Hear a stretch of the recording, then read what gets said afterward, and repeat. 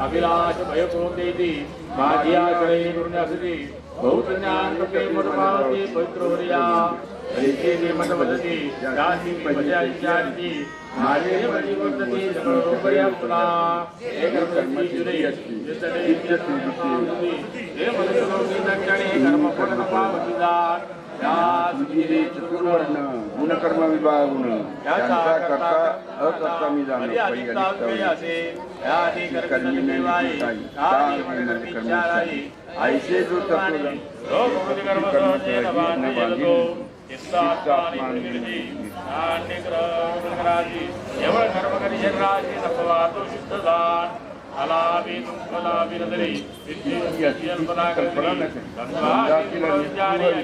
ऐसे कर्म करी पूर्णवाद ज्ञान तिरावरी नदरी तत्संग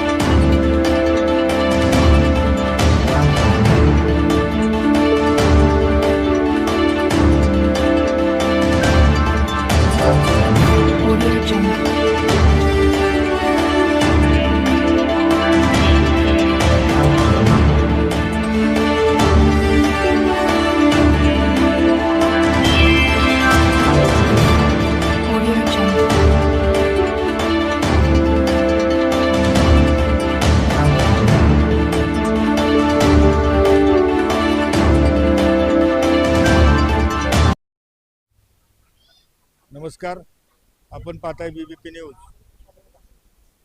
आपण आहोत आता तीर्थक्षेत्र जेजुरी येथे। पुरंदर तालुका ही संतांची आणि शूरांची भूमी आहे। या ठिकाणी संत सोपानदेव महाराज यांचं समाधीस्थळ सासवड या ठिकाणी आहे। आज जेजुरी येथे सोपानदेवी ग्रंथ पारायण सोहळा आयोजित करण्यात आला होता। आपल्याबरोबर आहेत आता हरिभक्त परायण सोपानदेव ट्रस्टचे वहिवाटदार आणि मालक, सोहळ्याचे मालक। आपण त्यांच्याशी आता बोलणार आहोत। त्यांनी या ठिकाणी आज सोपानदेवी ग्रंथ पारायण सोहळा सुरू केलाय आणि ग्रंथाचं प्रकाशनही आजच झालंय, तर काय सांगाल? बोलतो मी। नमस्कार। ज्ञानेश्वरांनी जसा ज्ञानेश्वरी ग्रंथ सांगितला तसं सोपानदेवांनी सोपानदेवी हा ग्रंथ लिहिला आहे। गीतेला समश्लोकी आहे, जे एका श्लोकाला एक ओवी, आणि याचा आधार एकनाथ महाराज आहेत। संत एकनाथ महाराजांनी आपल्या अभंगामध्ये वर्णन केलंय, जगतारा वया हरिलीला केली, प्रसिद्ध ते झाली सोपानदेवी। जगाचा उद्धार करण्याकरता सोपानदेवांनी सोपानदेवी हा ग्रंथ लिहिला आहे. म्हणजे हा ग्रंथ जर आम्ही त्याचं पारायण केलं, वाचन केलं, तर त्या बाजून आपल्याला त्या ठिकाणी कृतार्थता मिळणार आहे. अशा प्रकारचा हा ग्रंथ आहे. पण हा अप्रकाशित आणि लोकांपुढं आला नाही. याचं कारण आपल्या थोरल्या बंधूंपुढं आपण कसं वागावं म्हणून त्यांनी हा ग्रंथ जवळच ठेवला होता. पण ज्या वेळेला सोपानदेव समाधीला निघाले त्यावेळेला आपल्या पोतडीतून तो ग्रंथ त्यांनी काढला आणि आपले गुरु श्री निवृत्तीनाथ यांच्या पायाशी ठेवला आणि त्यांना त्या सांगितलं की माझी आयुष्याची पुंजी आहे. आणि त्याचंही वर्णन आमच्या नाथ महाराजांनी केलं आहे. सोपान देवे ग्रंथ केला सार, नेऊनी ठेविला निवृत्ती पुढे. आता 1-1.5 वर्षानं सोपानदेवांचा 750वा जन्मोत्सव आहे. त्यानिमित्तानं हा सोपानदेवी ग्रंथ लोकांपर्यंत जावा म्हणून आम्ही सुरुवात केली.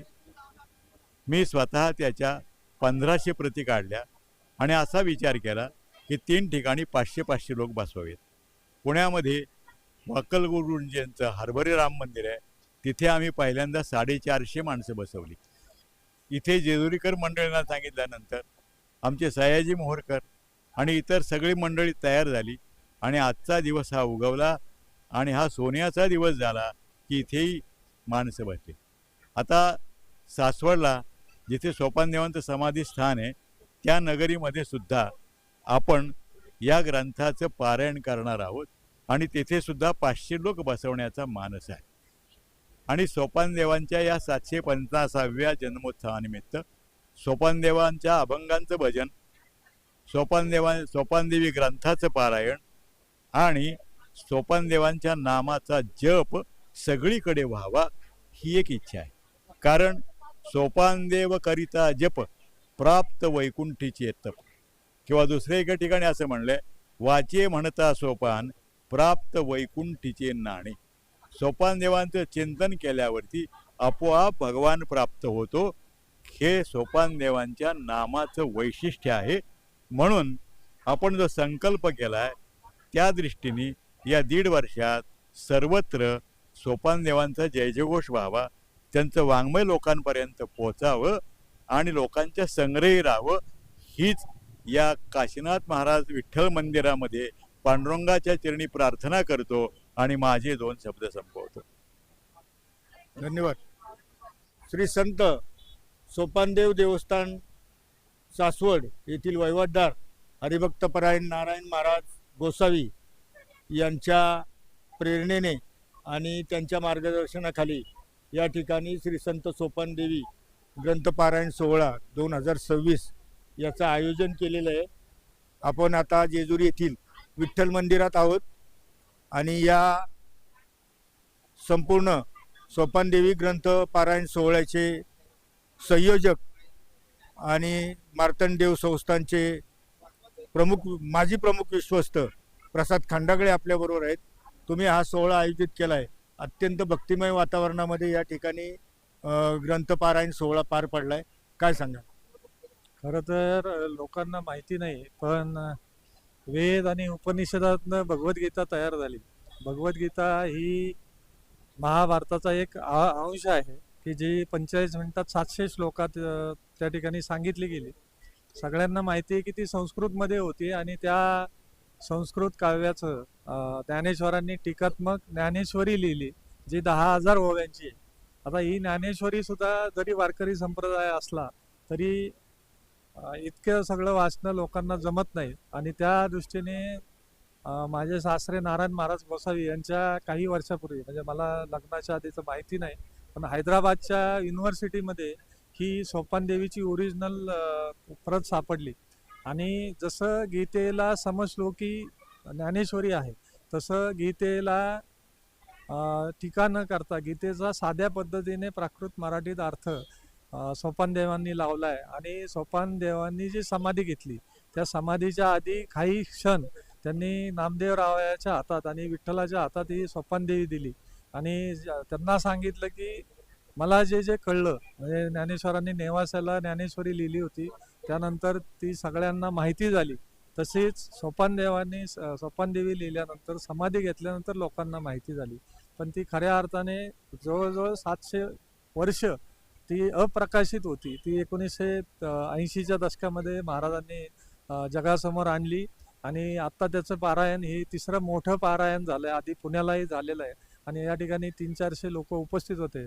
मनाला एक समाधान वाटतं की पुरंदरच्या पावनभूमीत आणि जेजुरीच्या खंडेरायाच्या भूमीमध्ये असा उपक्रम राबवायचा आणि त्यासाठी सर्व लोक सहकार्य करतात. विशेषतः काळाने महाराजांच्या सर्व शिष्य परिवार या ठिकाणी आला होता आणि महाराजांचं एक कौतुक करावं असं वाटतं की हे कोल्हाटी समाजाचं मंदिर आहे. सामाजिक समरसता म्हणजे काय याचा खऱ्या अर्थाने अर्थ या ठिकाणी तुम्हाला दिसेल आणि समाजाप्रती जो भाव असतो तो या निमित्ताने त्यांनी सगळ्या जगासमोर आणून दिला. त्याबद्दल त्यांनाही मनापासून धन्यवाद. धन्यवाद.